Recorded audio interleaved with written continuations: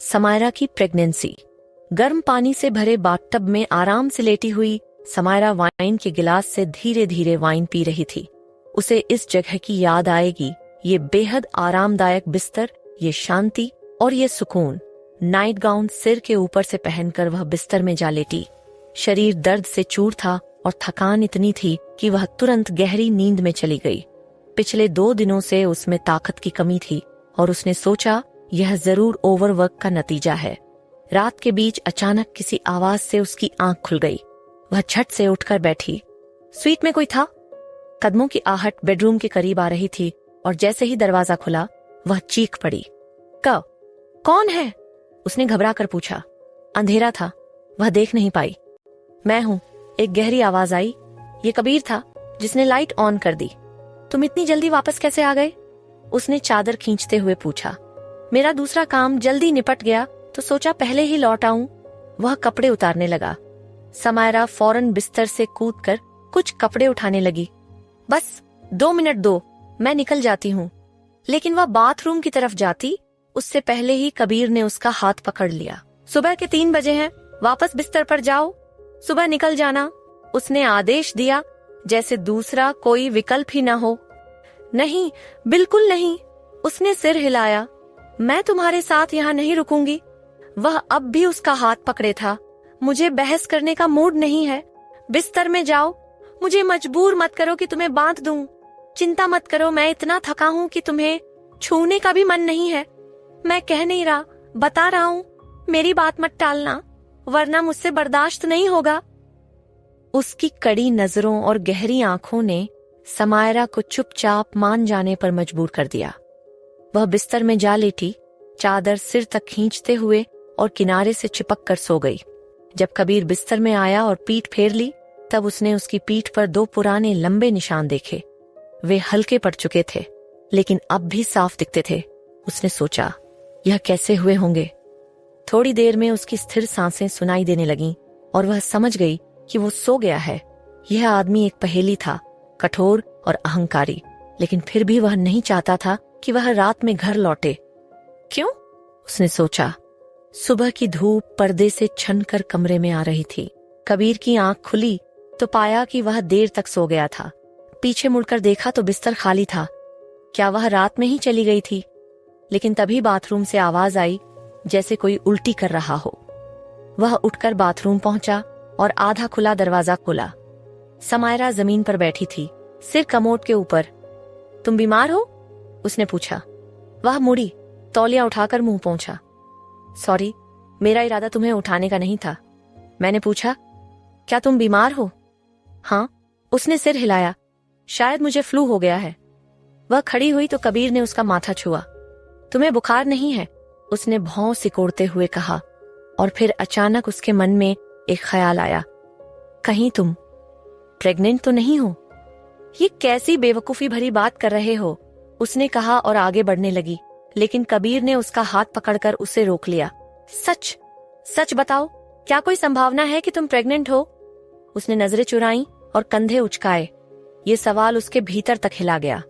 नहीं, ये मुमकिन नहीं। लेकिन अगर? चक्कर आने लगे और उसके पैर जवाब दे गए। वह बस इतना महसूस कर पाई कि उसे उठाकर बिस्तर पर लिटाया जा रहा है। कबीर फोन पर किसी से बात कर रहा था। फिर पानी का गिलास लेकर आया। पियो, उसने सख्त लहजे में कहा। मेरा आदमी प्रेगनेंसी टेस्ट लाने जा रहा है, तुम यहां से जाने से पहले ये करोगी? वो बिस्तर पर बैठ गया। उसकी आंखों में गुस्सा चमक रहा था। अगर तुम हो तो क्या ये मेरा है? और झूठ बोलने की कोशिश मत करना। उसकी आंखों में आंसू आ गए। हाँ, पक्का, यह किसी और का नहीं। पिछले 2 साल से मैं किसी और के साथ नहीं रही, तो ये तुम्हारा ही होगा। लेकिन चिंता मत करो, मुझे पूरा यकीन है कि मैं प्रेग्नेंट नहीं हूं। उसकी अपनी आंखों में भी गुस्सा आ गया और उसने सीधे उसकी ओर देखा। 40 मिनट बाद कबीर ने दरवाजा खोला। वापस आते हुए उसने प्रेगनेंसी टेस्ट पैक समायरा की तरफ फेंका। जाकर अभी टेस्ट करो, उसने गरजते हुए कहा। वह बेचैनी से कमरे में टहलने लगा, बालों में हाथ फेरते हुए। उसके माथे पर पसीने की बूंदें चमक रही थीं। वह सोच रहा था, इतना समय क्यों लग रहा है? तभी समायरा बाथरूम से बाहर आई हाथ में स्टिक थी और आंखों से आंसू बह रहे थे। कबीर का गुस्सा उबाल पर था। उसने मुठ्ठियां भींच लीं। वह कुछ बोल नहीं रही थी तो उसने झपट कर स्टिक उससे छीनी और देखा, रिजल्ट पॉजिटिव था। चेहरे पर आंसू बहते हुए समायरा बिस्तर पर बैठ गई और उसकी बकझक सुनती रही। कमाल है समायरा, तुम पिल नहीं ली? उसने गुस्से में कहा। नहीं, वह सुबकते हुए बोली। आखिर क्यों नहीं ली? इतनी बेवकूफ कैसे हो सकती हो? तो तुमने प्रोटेक्शन क्यों नहीं यूज किया? उसने पलटकर चिल्ला दिया। कबीर पास की कुर्सी पर धंस गया। कोहनियां घुटनों पर टिकाकर उसने चेहरा हाथों में छुपा लिया। वह जानता था, वह सही कह रही थी। यह गलती उतनी ही उसकी भी थी। सिर उठाकर उसने उसकी तरफ देखा। ठीक है, मैं इसे संभाल लूंगा। इसका मतलब? समायरा ने शक भरी नजरों से पूछा। मैं कुछ फोन करूंगा, एक डॉक्टर का इंतजाम करूंगा जो इसे चुपचाप निपटा देगा। क्या तुम मुझे अबॉर्शन करने के लिए कह रहे हो? हाँ, मैं ये स्कैंडल बाहर नहीं आने दूंगा। समायरा झट से खड़ी हो गई, सिर हिलाते हुए बोली, नहीं, बिल्कुल नहीं। मैं एक मासूम बच्चे की जान नहीं लूंगी। किसी को जानने की जरूरत नहीं कि यह तुम्हारा है। तुम्हें कोई जिम्मेदारी लेने की भी जरूरत नहीं। ये मेरी समस्या है। तुम्हारे पास पैसे नहीं हैं, अकेले बच्चे को पालोगी कैसे? मैं संभाल लूंगी, उसने नाक सुड़कते हुए कहा। क्या मैं तुम्हारा मन बदलने के लिए कुछ कर सकता हूँ? अगर मैं तुम्हें 1 करोड़ रुपए दूं ताकि तुम प्रेगनेंसी खत्म कर दो? तुम अभी ज्यादा आगे नहीं बढ़ी हो तो ये कोई बड़ी बात नहीं होगी। तुम कमीने हो, अपना पैसा रखो और भाड़ में जाओ। ये कहते वक्त उसकी आवाज में हिम्मत थी, लेकिन अंदर से वह टूटी हुई थी। वह बच्चे की देखभाल और खर्च कैसे करेगी? सिर्फ इस ख्याल से ही उसके भीतर डर समा गया। लेकिन वह जानती थी, वह कभी भी अपने भीतर पल रहे बच्चे को मार नहीं सकती। वो उसका हिस्सा था और उसकी कोख में बढ़ रहा था। कबीर ने अपना चेहरा रगड़ा, जिंदगी में पहली बार खुद को बेबस महसूस करते हुए। ठीक है, अगर तुम बच्चे को रखने पर अड़ी हो तो मैं तुम्हारे और बच्चे के लिए सही करूंगा। समायरा को लगा कि वह शायद चाइल्ड सपोर्ट देने की बात कर रहा है, लेकिन जो उसने आगे कहा उसने उसे इतना चौंका दिया कि वह बैठ गई, वरना शायद गिर ही पड़ती। हम यहीं शादी करेंगे और तुम मेरे साथ इटली चलोगी मेरी पत्नी बनकर, लेकिन हम बच्चे के बारे में किसी को नहीं बताएंगे। मैं नहीं चाहता कि लोग सोचें मैंने तुमसे सिर्फ इसी वजह से शादी की। कबीर उसकी तरफ देख रहा था और उसके चेहरे पर साफ डर और हैरानी थी। शादी? तुम पागल हो गए हो क्या? मैं तुमसे शादी नहीं कर सकती। ना मैं तुमसे प्यार करती हूँ और ना ही तुम मुझसे करते हो, उसने रोते हुए कहा।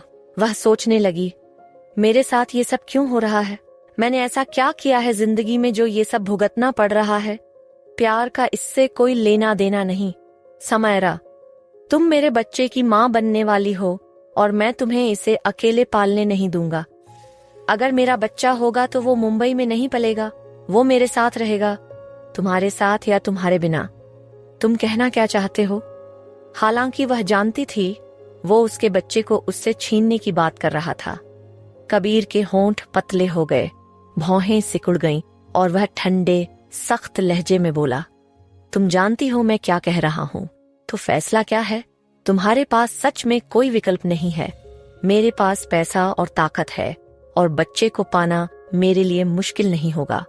तुम लड़ सकती हो, लेकिन मैं वादा करता हूँ मैं जीतूंगा। मैं हमेशा जीतता हूँ। समायरा का दिल बैठ गया। उसे फिर से उल्टी आने का एहसास हुआ और वह भागकर बाथरूम पहुंची। जमीन पर बैठकर वह रोते रोते उल्टी करने लगी। कमजोर इम्यून सिस्टम के साथ बड़ी हुई, वह जानती थी यह प्रेगनेंसी आसान नहीं होगी। अचानक उसे एहसास हुआ कि अगर वह अपने बच्चे को स्वस्थ जन्म देना चाहती है तो उसे कबीर से शादी करनी ही पड़ेगी। जरा सी सर्दी भी बड़ी समस्या बन सकती है और बच्चा खोने का खतरा बढ़ सकता है।